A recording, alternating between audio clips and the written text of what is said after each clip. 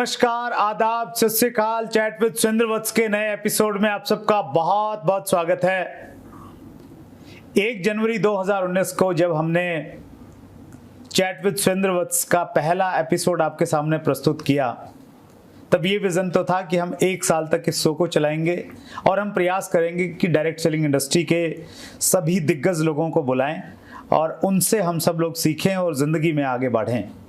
और आज हमारा ये प्रयास इसलिए सफल हो पाया क्योंकि आपने अपने इस चैनल को अपना लिया और इसी की वजह से डायरेक्ट सेलिंग के बड़े बड़े लीडर्स आपके सामने उपस्थित हो रहे हैं।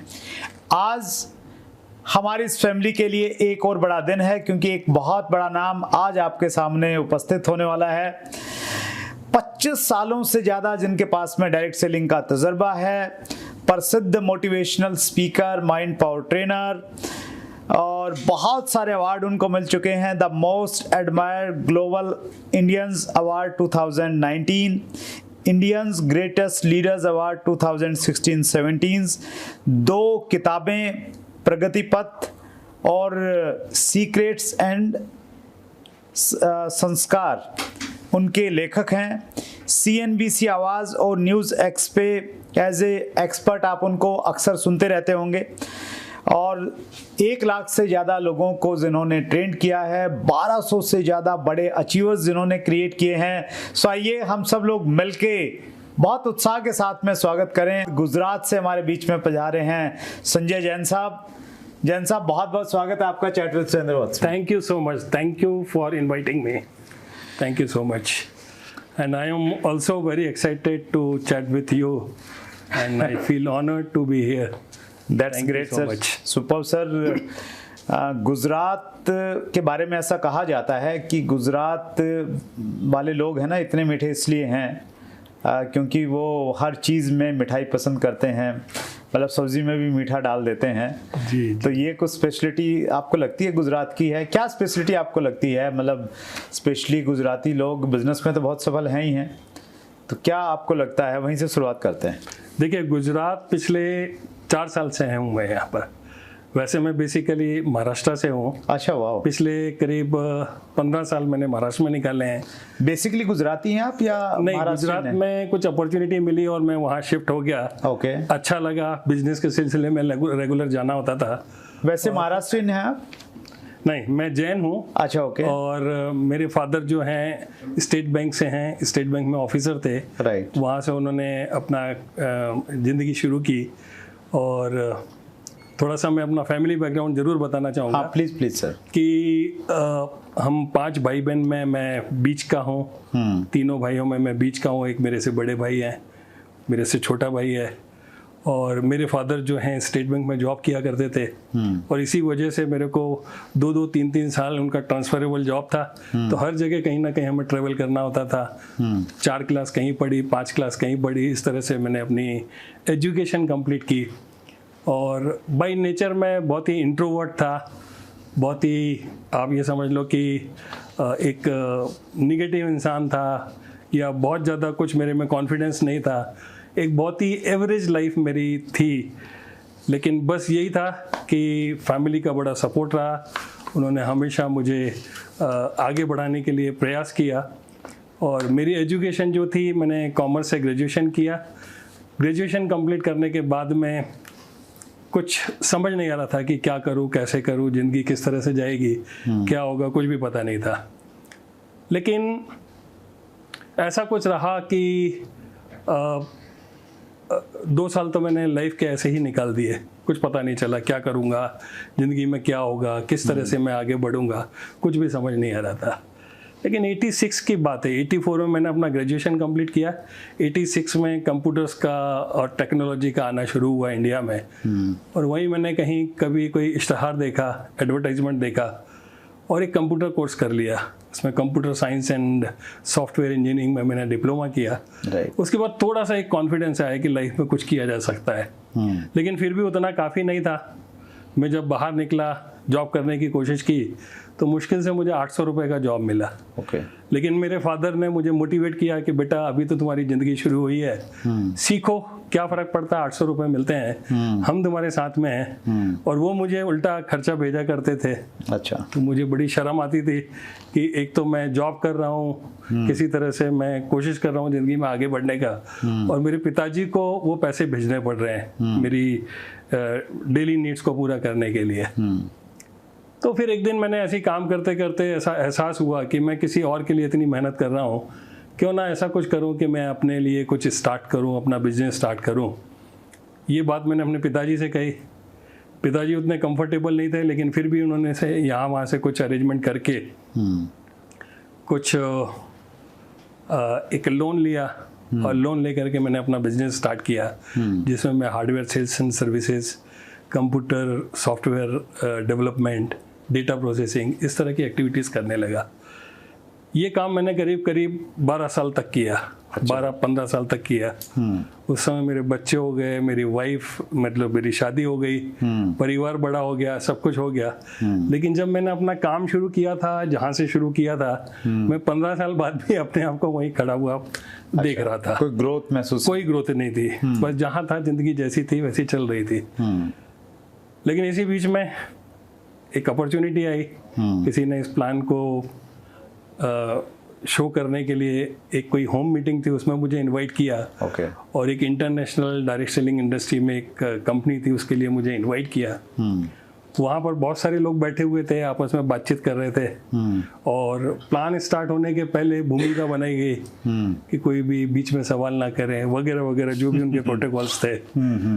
लेकिन मैं थोड़ा सा नेगेटिव था, और जिस तरीके से मेरे को गलत तरीके से इनवाइट करके वहाँ पर बुलाया गया था, तो मुझे कुछ ऐसा महसूस होने लगा कि यहाँ पर पता नहीं क्या बताने वाले हैं। तो मैं कुछ भी पॉजिटिविटी नहीं देख रहा था, मैं देख रहा था गलतियां पकड़ने की कोशिश कर रहा था। और सच मानो सुरेंद्र जी कि उस मीटिंग में करीब करीब ये समझो कि मैंने स्पॉइल ही कर दिया था मीटिंग को।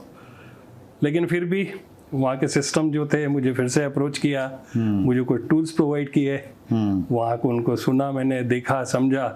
फिर ऐसा कुछ रहा कि मेरे को धीरे धीरे इस सिस्टम पर बिलीव हुआ, और फिर मैंने आगे काम करना शुरू किया। कौन से साल की बात रही होगी सर ये आप समझो 1998 की बात समझो। अच्छा, 1998 में पहली बार आपने डायरेक्ट सेलिंग, फर्स्ट टाइम मैंने डायरेक्ट सेलिंग इंडस्ट्री के बारे में मतलब एक शुरुआत हुई थी और सोचना शुरू किया था। तो वहाँ से ब्रेक मिला, वहाँ से एक तरीके से सोच ही बदल गई, बहुत सारे कंसेप्ट क्लियर हुए, और एक अलग तरीके से जिंदगी को देखना शुरू किया। That's great sir ji, wonderful. आप सर पिछले 22 सालों से कितना 98 में आपने स्टार्ट किया, और उसके बाद आप आ गए, और शायद आप 22 सालों से एक ही कंपनी में हैं।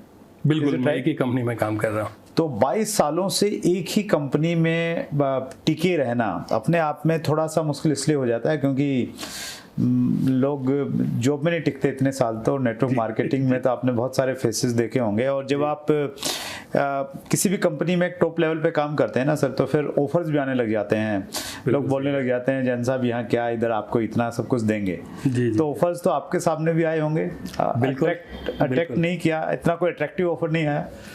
नहीं, अब 2-4 बातें हैं जो मैं जरूर आपको शेयर करना चाहूँगा। Please sir. कि आज यदि मैं इस लेवल पर हूँ और अपनी लाइफ को जिस तरह से मैं एंजॉय कर रहा हूँ, थोड़ा सा भी मैंने ध्यान भटकाया होता, और जो कुछ सिद्धांत थे जो मैंने अपने जीवन में बना करके रखे हुए हैं, जिनकी वजह से आज मैं इस लेवल पर मैं अपने आप को पाता हूँ, और मैं अपनी ज़िंदगी में बहुत खुश हूँ। बहुत लोगों के कॉम्प्लीमेंट्स मिलते हैं, लोग जब भी कहीं मिलते हैं तो वो हमेशा कॉम्प्लीमेंट देते हैं कि आपकी वजह से आज हम जिंदगी में इस पोजीशन पर हैं। तो पैसा तो देखो सुरेंद्र जी इस बिजनेस में बाई प्रोडक्ट है जी, लेकिन जब भी किसी को ये पता चलता है ना कि मैं 22 साल से किसी कंपनी में लगातार काम कर रहा हूँ, तो पहले तो वो ऊपर से नीचे मेरे को देखता है, और देखने के बाद उसको आश्चर्य होता है कि ऐसा भी कुछ हो सकता है क्या। तो मैं एक ही चीज़ बताना चाहूँगा कि इसमें नंबर फर्स्ट तो ये है कि आप कितनी बिलोंगिंगनेस के साथ में आप किसी टीम को खड़ा कर रहे हैं, कितना आप उस टीम को बनाने में योगदान दे रहे हैं। ये एक इस तरीके से अपन समझ सकते हैं कि एक जब पेड़ लगाया जाता है, उस पेड़ को लगाने के बाद में हम उसकी केयर करते हैं, उसको पानी देते हैं, उसमें सही तरीके से उसकी देखभाल करते हैं, वो धीरे धीरे पेड़ जो है बड़ा होता है और बाद में फल देना शुरू करता है। तो ऐसे ही कुछ मेरा विजन था, जहाँ पर मैंने अपने नेटवर्क को इसी तरीके से ग्रो किया है, उनको ट्रेंड किया है और ट्रेंड करके एक लेवल पर लेकर के आया हूँ। तो उसमें काफ़ी सारी मेहनत है। तो आपसे मैं पूछना चाहता हूँ कि एक पेड़ जिसको लगाया हुआ है, जो अभी फल देने वाला है, उसको हम कैसे काट सकते हैं? और शायद यही एक सोच थी जिसकी वजह से आज 22 सालों से मैं इस बिजनेस में एक कंपनी के साथ में काम कर रहा हूँ। एक चीज़ और है कि इनिशियली जब मैंने बिजनेस बिल्ड करना शुरू किया था तो मुझे खुद भी पता नहीं था कि मुझे क्या करना है, कैसे करना है। बस समझ में आ गया था कि नहीं, इसमें पैसे बनाए जा सकते हैं, जिंदगी बन सकती है। और ये चीज़ मुझे 3 ऐसी घटनाएं घटित हुई जिसकी वजह से मुझे पता चला। नंबर फर्स्ट तो ये कि फर्स्ट टाइम जब मेरे को किसी ने इनवाइट किया था एक बिजनेस बिल्डिंग सेमिनार में, तो वहाँ पर एक सिंगापुर का कपल आया हुआ था। उसने अपनी स्टोरी शेयर करी और स्टोरी में वो लगातार बता रहे थे कि हमने इस पोजीशन पर मेरी लाइफ थी और इस तरीके से हमने बिजनेस को ज्वाइन किया और इस तरह से कामयाबी हासिल करी। तो एक विजन मिलना शुरू हुआ कि नहीं यार देखो, मतलब एक ये कर सकते तो मैं क्यों नहीं कर सकता हूँ। वो करके एक फीलिंग आना शुरू हुई। इसके अलावा किसी ने बुक रिकमेंड करी थी, रिच डैड पुअर डैड, काफ़ी पॉपुलर बुक है जिसमें रॉबर्ट कियोसाकी ने काफ़ी अच्छा एग्जाम्पल दिया हुआ है कि उसके जो पिताजी थे वो पीएचडी थे, पढ़े लिखे थे, बहुत पढ़े लिखे थे, लेकिन उन्हीं के दोस्त के पिताजी जो थे वो 8वीं पास थे और वो मिलीनियर थे। तो दोनों की सोच के बारे में कि जो पढ़े लिखे व्यक्ति थे उनके पैसे के प्रति क्या चीज़ है, क्या सोचना है और दूसरे किसी व्यक्ति का क्या सोचना है। तो जब उस किताब को पढ़ा तो समझ में आया कि नहीं यार, जिंदगी में वो जो कंसेप्ट हैं और जिन चीज़ों को उसमें बताया गया है, तो सारी चीज़ें बड़ी क्लैरिटी के साथ में समझने में आने लगी। और एक तीसरी बात और है जो मैं ज़रूर यहाँ मेंशन करना चाहूँगा कि एक कॉपी कैट मार्केटिंग एक ऐसी बुक थी जिसको मैंने पढ़ा और पढ़ने के बाद विजन मिला कि कैसे कोई व्यक्ति टाइम फ्रीडम के साथ में, फाइनेंशियल फ्रीडम के साथ में अपनी ज़िंदगी को अपने हाथ में रख के अपने मन मुताबिक उसको वो आगे लेकर के जा सकता है। ये चीज़ समझ में आई। और एक आम इंसान के पास में इस तरह की फाइनेंशियल फ्रीडम और टाइम फ्रीडम मुझे लगता है कि डायरेक्ट सेलिंग इंडस्ट्री के अलावा कहीं भी नहीं मिल सकती है। तो ये कुछ बातें थी जो सोच लेकर के मैंने इस नेटवर्क को बिल्ड किया। और काफ़ी सारे इनिशियल लेवल पर जब लीडर्स आए थे तो उनको जब मैं क्योंकि मैं जब स्टडीज़ करता था, मैं जो रिकमेंडेड बुक्स प्रोग्राम्स हुआ करते थे उनको पढ़ता था, तो मेरे कंसेप्ट और मेरे सारी चीज़ें बदल रही थी। मेरे मतलब थिंकिंग पूरी तरह से चेंज हो रही थी। राइट। लेकिन वही चीज़ जब मैं अपने लीडर्स को रिकमेंड करता था तो लीडर थोड़ा सा लीनियंट दिखाई देते थे कि वो ना तो रीडिंग करते थे ना कोई और चीज़ पर बिलीव करते थे। तो बड़ी खींच भी होती थी कि यार इतनी बढ़िया चीज़ जिससे मुझे फ़ायदा हो रहा है, ये भी ऐसा कर लेंगे तो इनको भी फ़ायदा हो जाएगा। लेकिन मेरी सारी कोशिशें बेकार होती थी। तब मुझे कुछ आइडिया आया कि क्यों ना एक काम करें कि जिन चीज़ों को मैंने सीखा है, कुछ सेशंस बनाते हैं, ट्रेनिंग सेशंस बनाते हैं, वो बनाना शुरू करें और लोगों को उसमें इन्वॉल्व किया, लोगों को बताना शुरू किया। तो लोगों को बड़ा इंटरेस्ट लगा, लोग मोटिवेट होने लगे, सारी चीज़ों को बहुत हाथों हाथ लेने लगे। तो इस तरीके से नेटवर्क बिल्ड किया। ऐसे बहुत सारे लीडर हैं, आज से 22 साल पहले जब उन लोगों ने इस बिजनेस को ज्वाइन किया था तो उनको खुद पता नहीं था कि वो कहाँ क्या कैसे मूव करेंगे, क्या होगा। लेकिन जिनमें से कुछ नाम मैं जरूर यहाँ पर लूँगा इस प्लेटफॉर्म में। जी। जैसे आप माधव सिंह जी को जानते हैं। हाँ जी, हाँ जी, हाँ जी, बड़ा नाम। इसके अलावा जसवीर सिंह जी को जानते हैं, या फिर विजय पाल जी हैं, देवेंद्र शर्मा जी हैं, सुनेरी लाल जी हैं, नरसिंह ग्रेवाल जी हैं। ये सब बिल्कुल छोटे छोटे बच्चे थे। आज से 22 साल पहले आप थोड़ा सा इमेजिन करने की कोशिश करो कि जब वो आके खड़े होते थे तो इनमें एक जज्बा था कुछ करने का। लेकिन धीरे धीरे धीरे धीरे जब ट्रेनिंग प्रोग्राम्स और ये सारी चीज़ें हुई तो इनमें भी चेंजेस आए और आज एक एक लीडर जो है बहुत बढ़िया तरीके से सक्सेसफुली इस बिजनेस को बिल्ड कर रहा है। मैं ये नहीं कह रहा हूँ कि मेरी वजह से है, लेकिन उन्होंने सारी जिम्मेदारियों को समझा और जो सिस्टम और जो एक संस्कार हमने उन लोगों को देने की कोशिश की है, तो आज इस तरीके से वो बहुत कामयाबी के साथ में इस बिजनेस को बिल्ड कर रहे हैं। इसके अलावा मेरा एक प्रोग्राम है दिशा वर्कशॉप, जिसका नाम ही है दिशा। 4 दिन की उसमें वर्कशॉप्स होती है। अच्छा। जिसमें हमने बहुत सारी चीज़ों को कुछ इस तरह से डिज़ाइन किया हुआ है जहाँ पर एक इंसान शुरू से लेकर लास्ट तक उन सारी चीज़ों को समझता है। तो जब वो आता है तो उसकी स्थिति और माइंडसेट कुछ और होता है, लेकिन जब वो जाता है तो एक जज्बे के साथ में जाता है।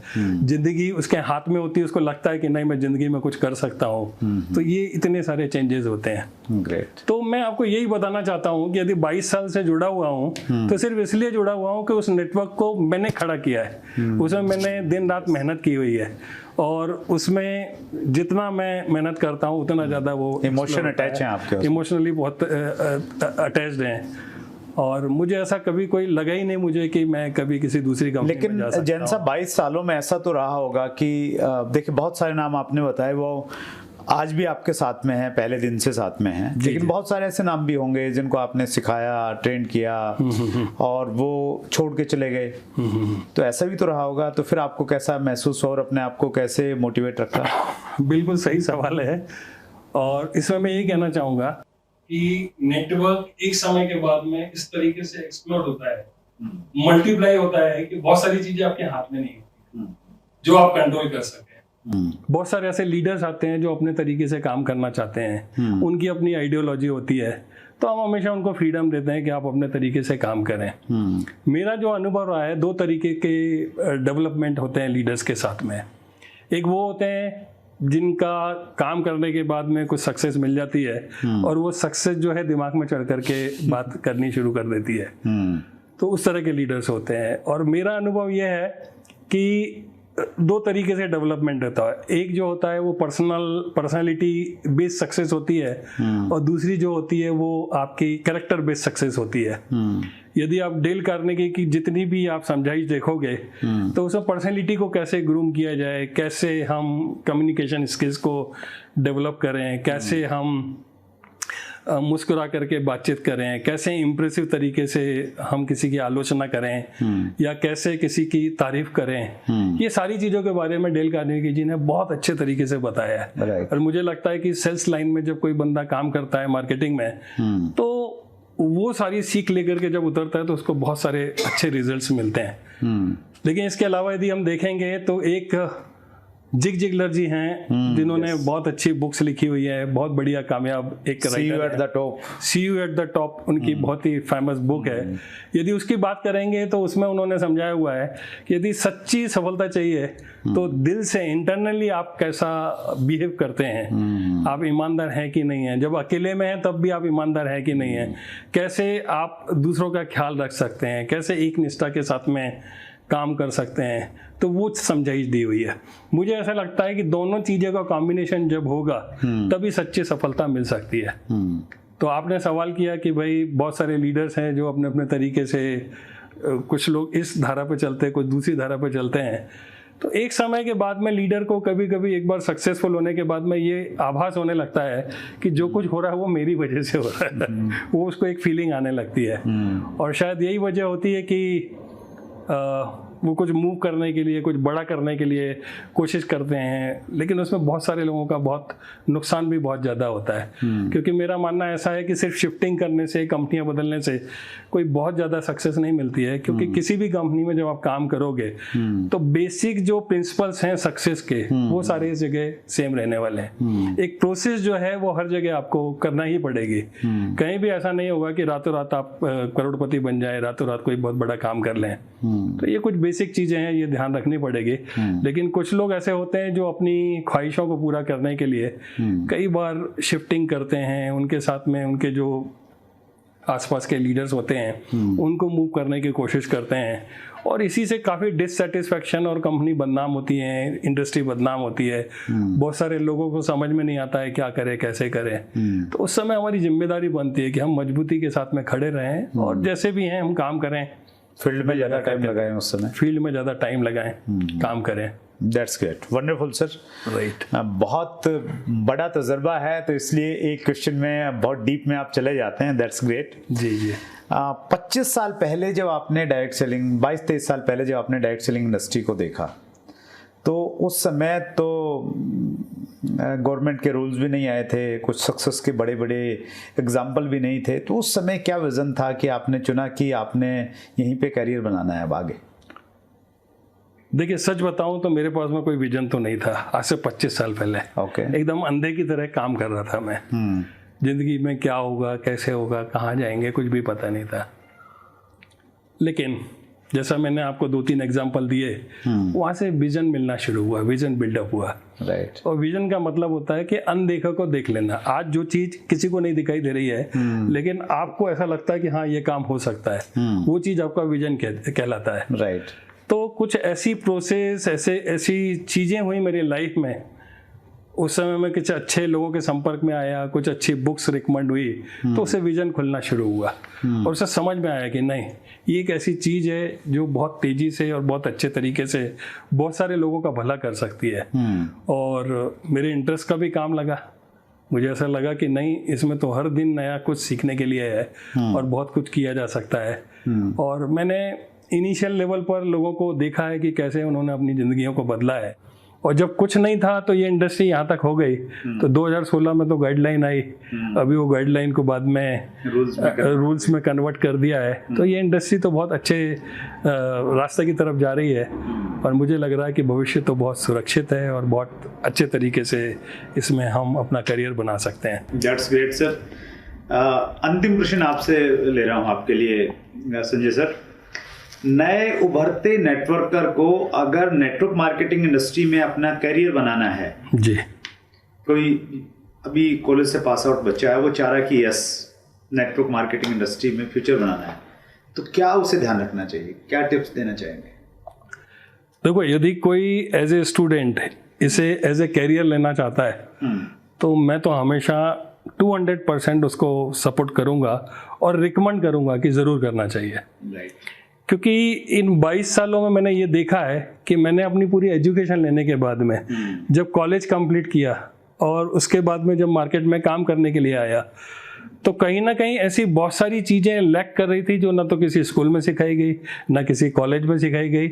लेकिन जब इस इंडस्ट्री को मैंने ज्वाइन किया तो अब जैसे विजन की बात करें, ड्रीम्स की बात करें, टारगेट की बात करें, आपका शेड्यूल क्या होता है इसकी बात करें, टाइम मैनेजमेंट की बात करें, ट्रेनिंग और डेवलपमेंट की बात करें, लीडरशिप की बात करें, तो ये सारी चीज़ें हमें कॉलेज में, स्कूल में कभी कहीं कहीं सीखने को नहीं मिली है।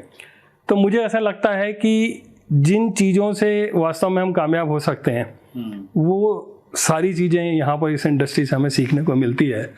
तो एक स्टूडेंट यदि इसमें आता है, ज्वाइन करता है और आगे काम करना चाहता है, तो बहुत सारी ऐसी चीज़ें हैं जो उसकी लाइफ में एड ऑन होती हैं और उसकी वजह से उसको बहुत कुछ सीखने को मिलता है। तो ज़रूर करना चाहिए। अब बात ये आती है कि भाई कैसे करना है और किस तरीके से ये सारा कुछ आगे बढ़ेगा। तो 2-4 बातें ज़रूर ध्यान रखनी है, क्योंकि एक ही रात में कोई सक्सेस नहीं मिलती है। एक प्रोसेस है, उस प्रोसेस में आना पड़ेगा। तो थोड़ा सा पेशेंस रख के काम करें, धीरे धीरे इसको आगे लेकर के जाएं और अपना जब जहाँ जैसा समय मिलता है उसको धीरे धीरे बिल्डअप करने में लगाएं। तो इस तरीके से अपना करियर बहुत अच्छे तरीके से बनाया जा सकता है। इसमें 2-3 चीज़ें और हैं जो ध्यान रखनी चाहिए। नंबर फर्स्ट तो ये है कि आपको जब भी मौका मिले इंटरनेट चेंजेस करने का, तो आप ट्रेनिंग प्रोग्राम्स अटेंड करो, जो भी सक्सेसफुल लीडर्स हैं उनकी स्टोरीज को सुनो, इसमें बनाए हुए जो भी सिस्टम्स हैं उनको जानने की कोशिश करो। तो इस तरीके से आप अपने करियर को बहुत अच्छे तरीके से आगे लीड करके लेके जा सकते हैं। जो एक्सपीरियंस लोगों ने जो सिस्टम, एजुकेशन सिस्टम है, बेसिक्स को और जो भी स्टेप्स हैं जी, उनको सीरियसली फॉलो करना है जी, तो सक्सेस जो है फास्ट मिल जाएगी थोड़ी, ऐसा मान सकते हैं? बिल्कुल मान सकते हैं आप। That's great. बिल्कुल। आपके पास में जैन साहब बहुत सारा नॉलेज है और वो 25 मतलब कितने 25 तो नहीं 22-23 साल से। देखो 22 साल से तो मैं इस कंपनी में हूँ, लेकिन इसके पहले मैं इंटरनेशनल डायरेक्ट सेलिंग किसी कंपनी में ऑलरेडी 3 साल काम कर चुका हूँ। टोटल 25 साल का पूरा एक एक्सपीरियंस आप कह सकते हो कि मेरे पास में है। 25 साल का एक्सपीरियंस 25 मिनट में हम नहीं समा सकते। जी जी जी। लेकिन खत्म करने के पहले सेशंस को प्लीज मैं जरूर थोड़ा सा आपके बारे में बातचीत करना चाहूंगा सर। ये इसलिए करना चाहूंगा कि आप एक ऐसा काम कर रहे हैं जिसके लिए बहुत बड़ा दिल चाहिए। बल्कि मैं आपसे सवाल करता हूं कि सुरेंद्र जी, ऐसी कौन सी बात है जिसकी वजह से आप पूरी डायरेक्ट सेलिंग इंडस्ट्री को साथ में लेकर के आ पाए, सारे लीडर्स को आप लाइमलाइट में लेकर के आ रहे हैं? तो मुझे ऐसा कई बार लगता है कि आपने अपना पूरा जीवन ही जो है वो डायरेक्ट सेलिंग इंडस्ट्री को समर्पित कर दिया है, ऐसा कुछ लगता है।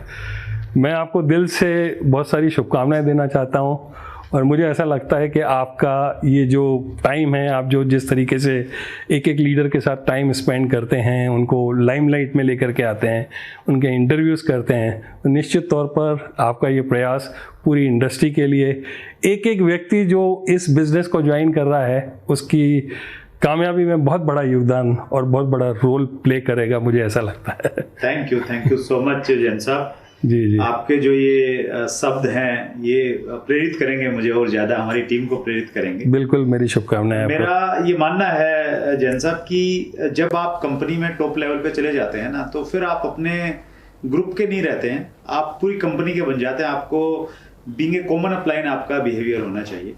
और जब आपकी कंपनी बड़ी बन जाती है और आप उस कंपनी में बड़े हैं, तो फिर आपको कंपनी तक सीमित नहीं रहना चाहिए। फिर आपको ये मानना चाहिए कि आप अब इंडस्ट्री के बन गए हैं, तो आपको ओवरऑल इंडस्ट्री, क्योंकि अब आपकी कंपनी तो बड़ी बनी गई है, अब इंडस्ट्री ग्रो करेगी तो ही आपकी कंपनी ग्रो करेगी। तो इंडस्ट्री की ग्रोथ के लिए, एक अच्छा माहौल क्रिएट करने के लिए आप जो कंट्रीब्यूट कर सकते हैं आपको करना चाहिए। बिल्कुल, मैं आपकी इस बात से सहमत हूँ सर, और इसी बात से प्रेरित होकर इसी जिम्मेदारी को ध्यान में रख के अभी रिसेंटली मैं नितिन गडकरी जी से मिला था। अच्छा। पूरी इस इंडस्ट्री के बारे में उनको मैंने बताया कि कैसे ये इंडस्ट्री ग्रो कर रही है और इसमें आप कैसे इसमें बहुत सारे लोगों को रोज़गार दे सकते हैं, कैसे गवर्नमेंट जो है इसमें इंटरेस्ट लेकर के बहुत अच्छा काम कर सकती है। तो उन्होंने भी मेरी सारी बातों को सुना, बहुत लंबा हमारा उन्होंने टाइम दिया, बैठ के बहुत सारी चीज़ों को हम लोगों ने डिस्कस किया।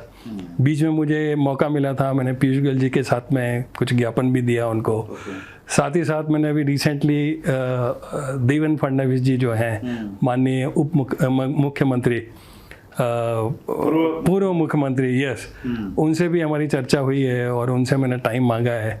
तो मैं चाहता हूं कि इस इंडस्ट्री के लिए जो भी हमारी जिम्मेदारी है और पूरी इंडस्ट्री के लिए वो हम कोशिश करते हैं। और एक ऐसा प्लेटफॉर्म आपने क्रिएट किया है, यदि मिल के कहीं कोई ज़रूरत पड़ती है कुछ भी, तो मैं हमेशा तैयार हूँ आपके साथ में। निश्चित रूप से सर, वो जिम्मेवारी आप बखूबी निभा रहे हैं जैन साहब। जी। बहुत जल्दी एक दूसरा इंटरव्यू शूट करेंगे, उसमें और आपकी जो ज्ञान की गंगा है उसमें से कुछ लोटे हम लोग निकालेंगे और सब उसको चखेंगे और अपने जीवन में उनको पालन करेंगे, उन टिप्स को जो आपने सीखे हैं। सो एक बार फिर दिल की गहराई से बहुत बहुत धन्यवाद। Thank you so much Jain साहब। Thank you very much. और ये एक छोटा सा उपहार हमारी chat with Surendra Vats family की तरफ से आपके लिए।